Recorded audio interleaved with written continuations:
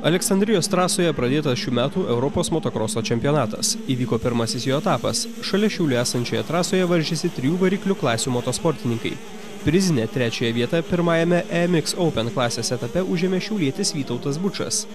Keliskart nesėkmingai Aleksandrijoje vykusiuose Europos čempionato etapuose važiuodavęs, šįkart Bučas demonstravo puikią varžybų techniką ir sugebėjimus. Pirmame važiavime buvo 3, o antrame 4. To užteko užlipti ant apdovanojimų pakylos. Smagu, kad kasmet vis daugėja dalyvių skaičius. Kuomet mes prieš 5 metus organizuodami Europos motokroso čempionatą EMX 125 jaunių klasėje ir Open klasėje tai tik buvo vos po 20 dalyvių. Matėm, taip tiesiog kukloka buvo.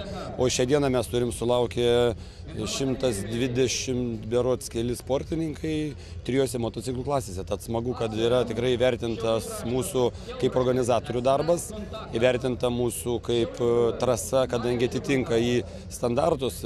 Geras trasos personalo darbuotojų darbas turbūt tai ir duoda visą tą vaisių, kada sportininkam tikrai pasidaro patrauklus šis čempionatas dalyvauti. Apskritai tai džiaugiuosi ir didžiuojuosi, kad esu šiaulietis, kad būtent motokroso pasaulyje vyksta toks renginys Šiaulių mieste, Lietuvoje, nes iš tiesų tai yra labai svarbus renginys ir aš nežinau, kokį dar galėčiau vardinti Šiauliuose sporto renginį, kuriame dalyvautų iš 28 pasaulio šalių.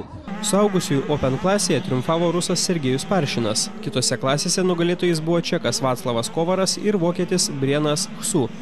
Savaitgalį Aleksandrijoje varžėsi 150 sportininkų.